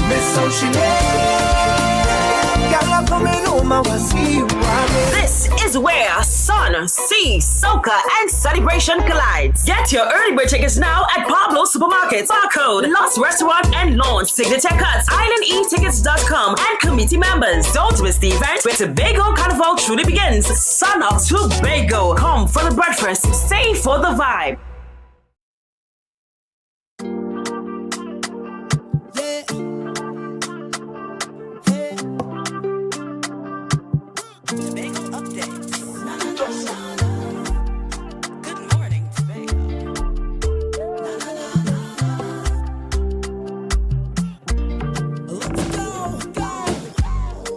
A brand new morning, rise up to a brand new dawning. As the passion start to rise, the energy fill the skies. I say thanks for favor, so wake up and hear me neighbor. 60,000 people strong, and the vibes is never wrong. We are beauty, we are power, we are people in the sun. Good morning, and welcome back to Good Morning Tobago right here on Tobago Updates. We want to first start off by apologizing for some of the technical issues that we had with connecting with Mr. McLean this morning. However, we move straight ahead into our conversations, and this morning I am still talking about the budget, and I'm having that conversation with Mrs. Melanie Roberts Rajman, who is an opposition senator and a member of the Tobago Council of the PNM. Good morning and welcome. Good morning, Ms. Felix. Thank you for having me here, and good morning to Tobago. Excellent. First off, your overall perspectives on the budget. For some persons, it was excitement. Mm-hmm. We have some members of the opposition calling it smoke and mirrors. Mm-hmm. You have even the leader of the minority, Kelvon Morris, in the news in 90 seconds this morning, stating that it's a bit disingenuous and unjust to Tobagonians what we've seen in this budget. What are your perspectives? All right. So I think for me, I would dissect it. I wouldn't make a blanket statement per se. There are aspects that I'm excited about, right. That I think are quite hopeful. small areas where I could see some value, and I see some areas being brought to the fore. So when we start talking about like smart agriculture and AI farming, I think that's a very positive step in the right direction, providing that the right infrastructure is really put into place and providing that the government actually moves forward with such an agenda rather than just making a promise. Also quite like the idea of addressing issues of period poverty. As a young female, I know that's something that's very dear to my heart, something that affects a lot of young women across the islands, both islands, and an area that we tend to sort of overlook, we take for granted. So I loved seeing things like that come to the fore. I think the third thing that I thought was quite hopeful was the revising of the SEPMM, which is the State Enterprises Performance Monitoring Manual. I think that is due for some revision. So I thought that was an exciting move. So I see areas like those that I think are quite doable. And I applaud them, I have to be honest. I applaud those areas. Generally speaking, however, I do have concerns. We've seen where, and let me map my concerns. So far, the 6 months that this new government has been in office, they have already reached into the Heritage and Stabilization Fund significantly. After the midterm allocations, we'd have already dipped in there. So there's concerns now that looking at the overinflated revenues that they have stated, and realistically speaking, when you look at the global prices and the global projections of oil and gas, we know that the revenues that have been stated by the government nowhere near aligns with what is realistic, what is projected around the world. So we're not going to generate the kind of revenue that they're promising the population that we're going to generate. It means that they're going to reach back again into the HSF. We need to be very careful what that signals for us, where it really takes the country. So because of that, I am very cautious about what the government intends to do. I understand the need to pacify the people, to promise to make people feel like we're going to be okay. But the government has spent 6 months telling the people that, the country is in a dire situation, and we know that's what it is. We are an economy that unfortunately depends very excessively on oil and gas revenue. We know what the global fluctuations look like. We know that we have been underperforming and underproducing in that area. So to now inflate the expected revenues in order to promise people, that is very concerning. I think that is where the disingenuity comes from. At some point, you have to give the country a very realistic outlook of where we are. And sometimes you have to make the hard decisions in order to preserve our position. So I think in that respect, it is disingenuous. I am, as a Tobagonian, obviously, I'm very excited to see that our allocation for Tobago has increased. I am very hopeful about that. We welcome any sort of increase that we could get here.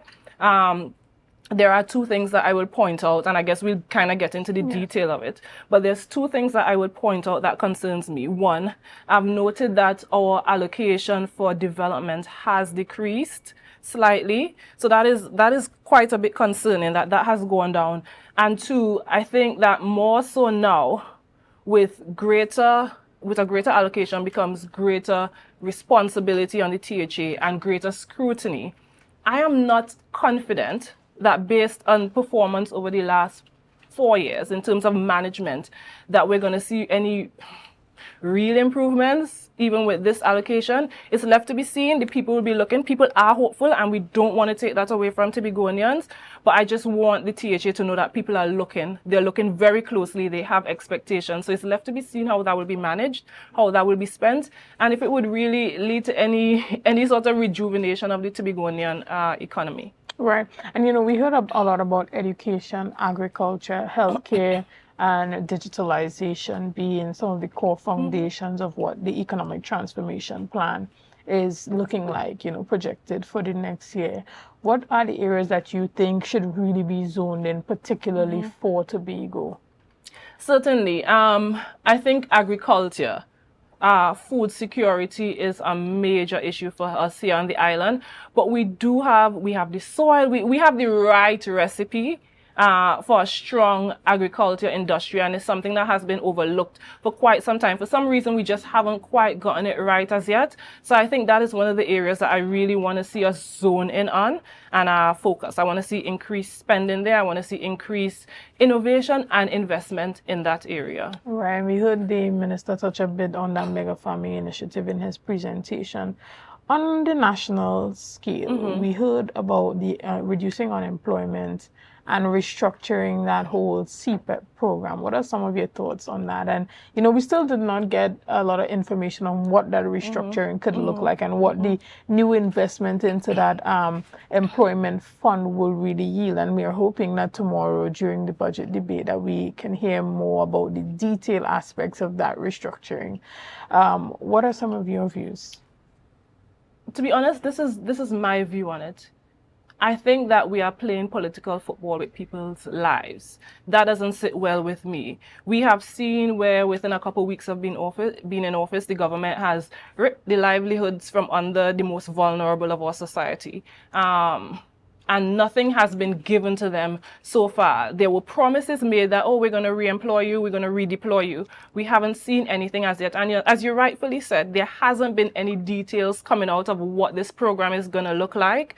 And there's no guarantee that the people who would have been marginalized, those who would have been deprived of an income, that they're the ones going to be hired. We know how politics goes in this country. We have seen the level of victimization. So at this point, I am not very hopeful. I think that that is just a ploy to maybe create employment for one segment of society. But I am not convinced at this time that the most vulnerable, that the people who would have been deprived of their lives and livelihood over the last 6 months or so, I am not convinced that they would be the ones who would be re-employed into those programs, especially considering that at this point, these are people who do not necessarily have the kind of skills or formal training or formal education that might be needed to necessarily be just placed in a job. These are people who, the program was created specifically for them, taking into account the fact that they don't have certain remedies that might be needed for them to get formal employment. Yeah. I mean, but even in the blanket statement, we hear they saying the government is to replace URP and CPEP with full-time jobs. You know, and we're still wondering what does that full-time job mean. But we wait to see how that would roll out. Some person said that it could not have been done, the 10% for public servants. How are you feeling about that? We have different persons coming out and saying what is put on the back burner to ensure that we are able to fulfill this political promise. How do you feel about that? So I think there's several angles that we need to look at where that's concerned. It's no secret that the cost of living has risen significantly over the years, and workers need compensation, need to match the increase in cost of living in Trinidad and Tobago. We need to note also that under the previous administration, workers were offered 4% plus 5% in tranches. What the government has done is pretty much propose the same thing plus that 1%. That's all that we're seeing happening. We also need to note that the government has asked for a revised offer to be put in so that negotiations can commence. All that means is that they have bought themselves time. It doesn't mean that the 10% is guaranteed. It doesn't mean that the 10% is guaranteed right away. It just means that there's now going to be renewed negotiations, and anybody who has been involved in union negotiations know that that does take some significant time. So we could easily be going, and I heard the PSA president said that she's hopeful that by Christmas, we're in middle towards late October. I don't think that's possible. We also need to consider something else. While the government has promised negotiations for the 10%, they have now increased the percentage NIS contributions that persons have to pay. We've also seen where taxes have been levied in different areas, taxes that they say is aimed at making banks and businesses pay their fair share, but that we know that would be passed down to consumers. It's basic economics. They're not going to hold the cost of that. They're not going to absorb the cost of that. It will be passed down. So the cost of doing business has now become way more expensive for banks and for companies, and that's passed on to the consumer. So basically, we're looking at inflation. We're staring inflation in the face. So even with increased wages, if it does come, it doesn't mean that you get value for your money. Your money doesn't, even that increased wage doesn't go very far. We heard about that government's first home initiatives, giving grants to persons who are, having their first home and lower interest rates on loans for families. Some persons are saying, well, we've already heard about this. This was kind of already in existence. It's kind of repeating what has already been said. How do you feel about this particular offer that was given by the government in the budget? You know that saying that there's nothing new under the sun? This is one of those things that's always promised. Sometimes it materializes, sometimes it doesn't. We know that when the UNC campaign, they spoke about building affordable housing, and we heard a really inflated promise that I don't know really who took that seriously, but the 500 homes per week or something across Trinidad. Obviously, we've seen nothing of this sort happen so far.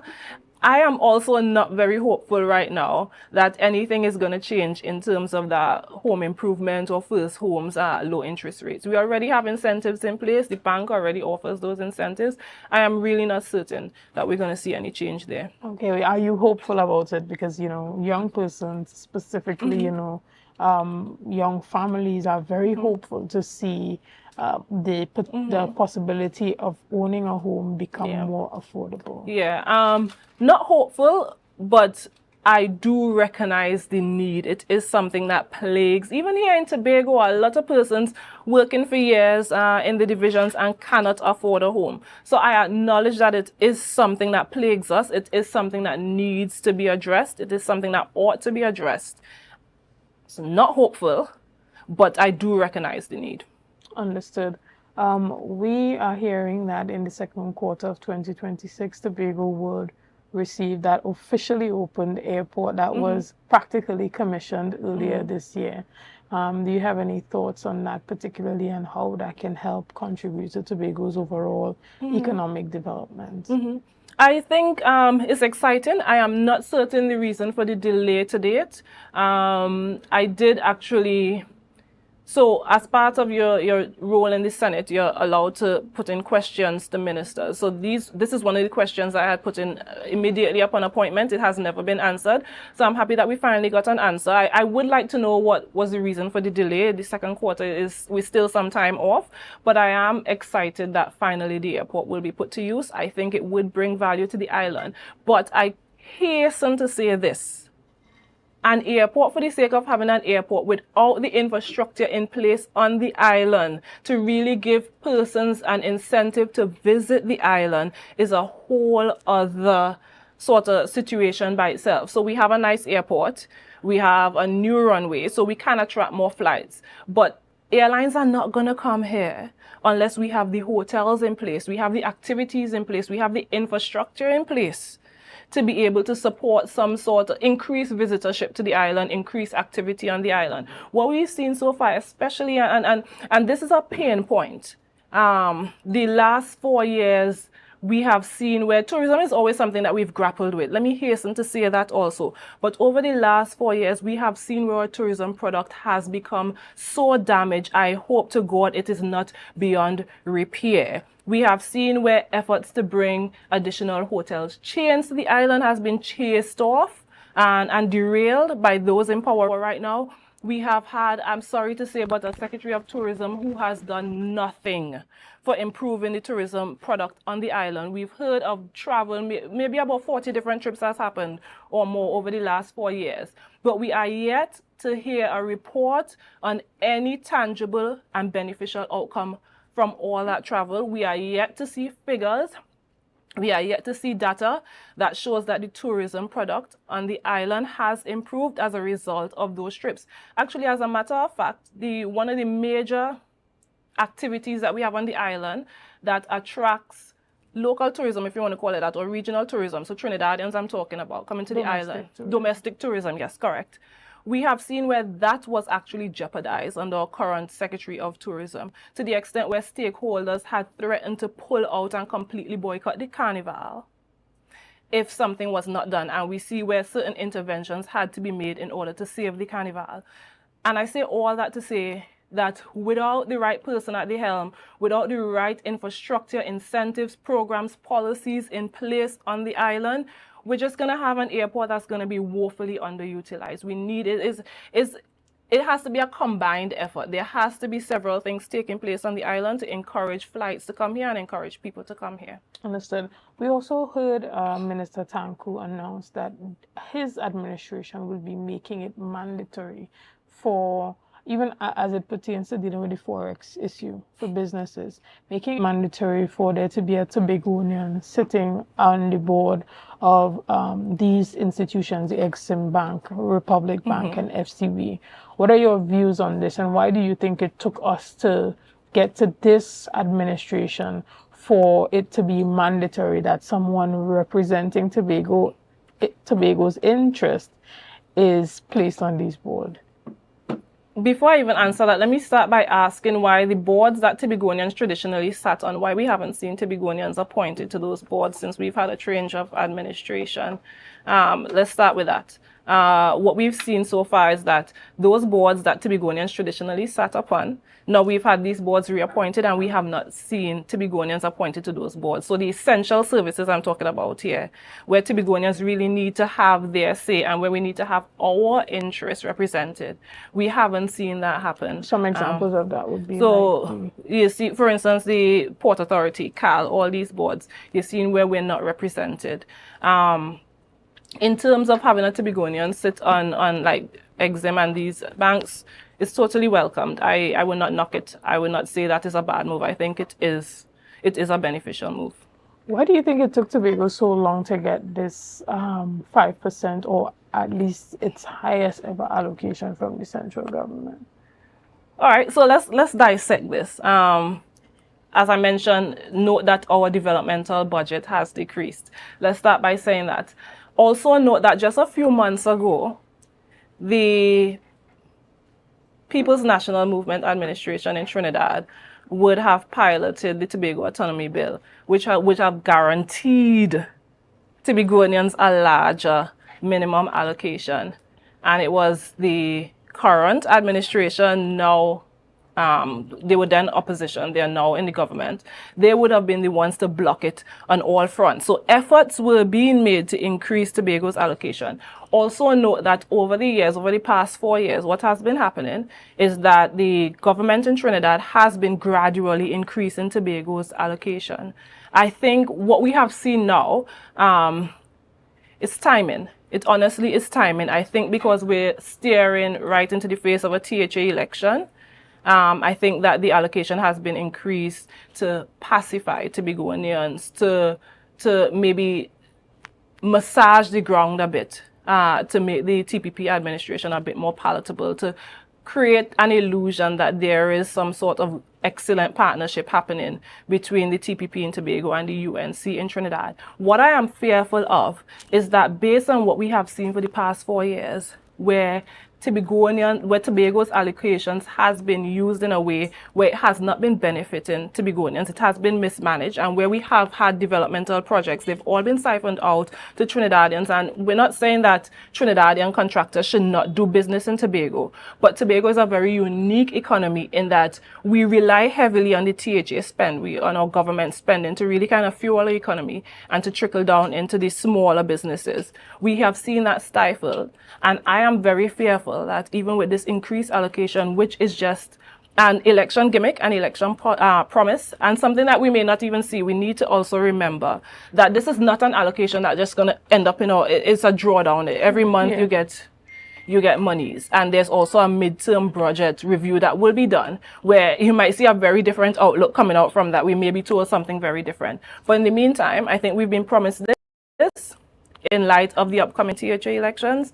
And as I said, I'm not very hopeful that this money will be spent in a way that benefits Tobagonians, where Tobagonian businesses, SMEs, contractors would really see much out of that money. Understood. Even as we wrap up our discussion this morning, is there anything that you want to say as it pertains to moving forward and how Tobago develops specifically with this 5%?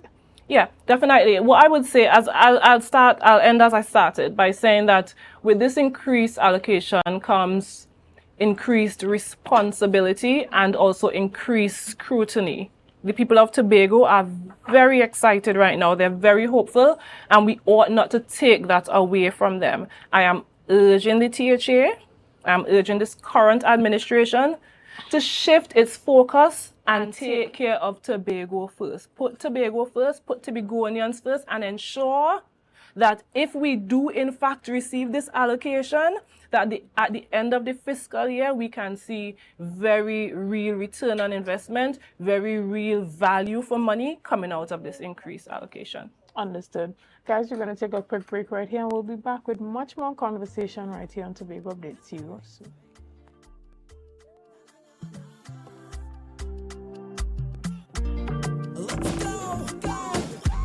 It's a brand new morning, rise up to a brand new dawning as the passion start to rise.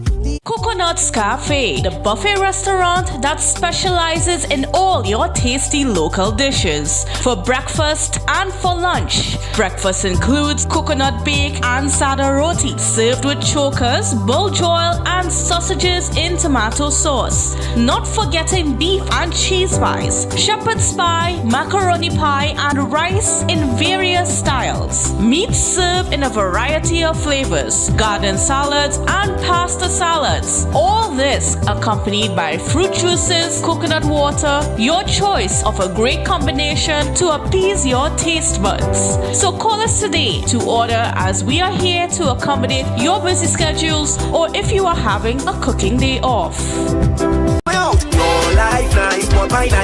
The official hub for Tobago Carnival 2025.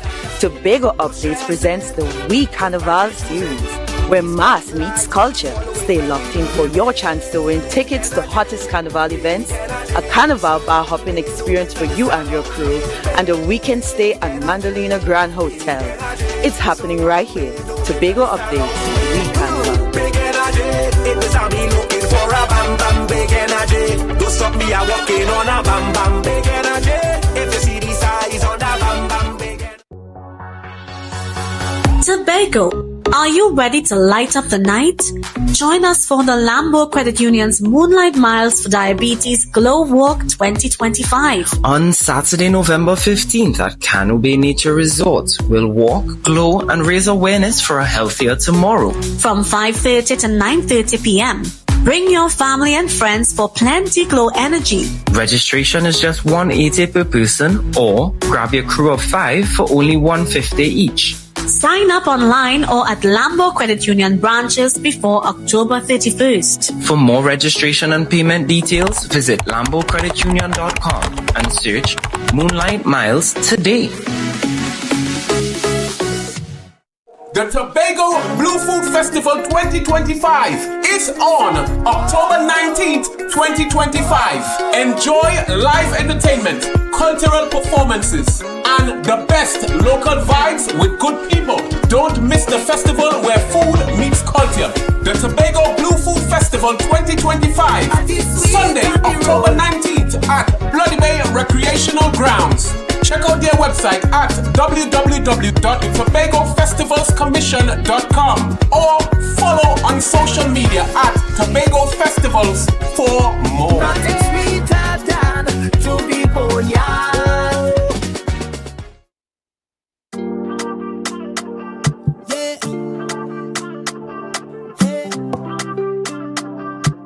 Tobago Updates. Good morning, Tobago.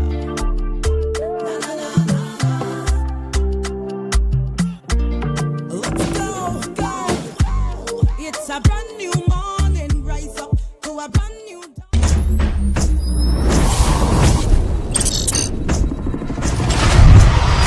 Bossman, let me come in there. Bossman, let me come in there. Bossman, let me come in there. Bossman, let me come in there. Bossman, let me come in there. Bossman, let me come in there. Bossman, let me come in there. So let me see you wave your flags high.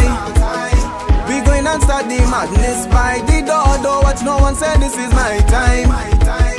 We come to mash it down, can't wait no more. So you better believe that we not gonna leave. We gonna be right there wearing carnival. Now we sleep like feathers and beads. Wherever we go, we reppin' Trinidad and Tobago. Get something and finger.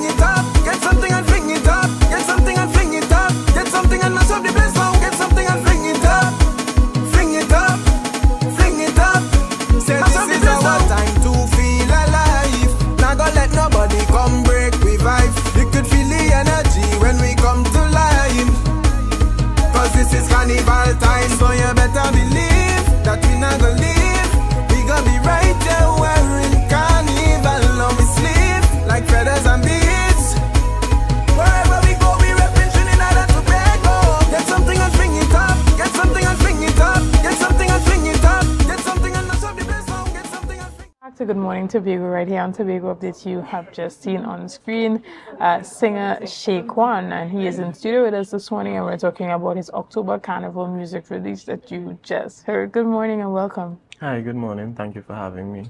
Excellent. So it's exciting, this release, high quality music for the season. How has it been going for you thus far? Have you seen a lot of support coming out from Tobagonians, from the radio stations? And are you excited about all that Tobago Carnival has to offer this year? I definitely have been receiving a lot of support, way more than I've been expecting. It's an amazing experience thus far. I have a couple of shows booked as well for, I don't know if I can let you know, the Bag Papi show. Also booked for Last Lap as well, and one I'm not sure that if I could drop it yet, but it's been an amazing experience. It's coming along. I've been putting in the work, so you know I'm seeing some of the fruits coming, and me putting in the work has allowed me to make it to the Soca Titans competition, and I feel like so far this is the greatest accomplishment and achievement of the song Fling It Up, and as of this phase of Shaquan, so yeah, for sure. Right, and we see a lot of technical stuff going on in the background in terms of the writing and the production and all of that. Do you want to speak to that, and what was your mentality going into this particular single? Did you write it yourself? Did you have a writer? And how important is quality music to you? Well, to me, I'm start by saying quality, I believe, is number one, because you could have a great song, and if the quality is not up to standard, it would not be played. You understand? So I'll start by saying that, and I want to say big up to Miss Sharon, Kidani, Juby, and all the others that took part on this project. PA Production, Stone Tower. So the song was written by myself, along with Miss Sharon, Kidani, Juby, Aisha Nichols, Ayodele Kojo. So everybody really came together and collaborated to do this project. And my mentality going into this was, usually for Carnival, yes, although October is not necessarily geared towards children, I believe that I wanted to target the children for this one. So I kept the song relatively clean as possible, no alcohol, no wine and jam, but it's still a fun and interesting song, engaging. So that way, we would be able to capture the future and remember to include the children in the future. And I believe that is the essence of our culture. Excellent. You spoke a little bit about being a part of the Soca Titans finals that's happening next Wednesday. Yeah. Tell us a bit about that. What has preparation for that been looking like? Are you ready? How do you feel? What can we expect to get from you? I am definitely ready. I'm confident. I could say the same for my peers as well. Our intention is not just to come out and perform like any other regular person, but we intend to put on one of the best shows that Tobago has ever seen. The Soca show that they didn't even know that they needed. So for us, the training process on that side, we've been doing a lot of vocal training, breath control, because it's Soca. It's not just about, okay, getting your tone right or whatever, but breath control is ideal. It's number one for Soca. So we've definitely been putting in the work, and we're coming out to give you all, hopefully, the best show that you all have seen in quite some time. Right. And tell us about how persons can support you, support your music, whether it be by calling into the radio station and requesting your song. How can they give you their support for this Tobago Carnival and beyond? So one of the few ways to support Shaquan, to support Fling It Up, is by calling on the radio, ask them to play the song, request the song, share the song, post it up. I have merch as well, so y'all could reach out to management at 712-0020 or jada.k.music@gmail.com. Right. And so if persons want to reach out to you to book you for one of their carnival events, whether it be for the October Carnival or February Carnival, how can they do so? By reaching out to, once again, my manager Jada, which is at 712-0020 or jada.k.music music@gmail.com. Excellent. And even as we wrap up our discussion this morning, going into this carnival season, what are you looking forward to particularly? And is there anything that you want to say to the persons out there supporting you? This carnival, I'm definitely looking forward to gracing these stages and putting my best foot forward and making a mess of these events, shaking the place, making my name coming out and making sure that the people, the event goers, enjoy themselves. I want to stamp my name, make my name a staple. So I'm looking forward to dominating these events. I'm looking forward to pushing this song, and I just want to say thank you to everybody that has been supporting Shook One, supporting the song Fling It Up. You all have been giving me tremendous support. I'm seeing it and I'm very, very grateful. Thank you once again. Excellent. We want to thank you so much, Shook One, for being here this morning and sharing your Carnival 2025 offering with us. Fling It Up. Can persons find it on YouTube? Can they use it on their reels and other videos that they post for the carnival season in Tobago? Most definitely. It's available on YouTube, TikTok, Instagram, Sounds. It's available everywhere, all streaming platforms. Feel free to do, Tobago, feel free to do what you want with this song. This song is no longer mine, it's released to you, for you. So, enjoy. Excellent. And so if you want to support, remember you can call into the radio station and ask them to play the song, but you can also use it on any of your videos throughout the entire Tobago Carnival season, and that can be your song that represents Tobago Carnival, particularly Fling It Up by Shook One. Guys, we want to thank you so much for being a part of this morning's discussions. Thank you for your likes, your shares, and your comments, and all that you have been doing and continue to do to make Tobago Updates the #1 broadcaster here on the island of Tobago. Again, I am Chanel Felix, and have a great day. Get something and fling it up. Get something and fling it up. Get something and mash up the place now. Get something and fling it up. Fling it up. Fling it up. Say this is our time to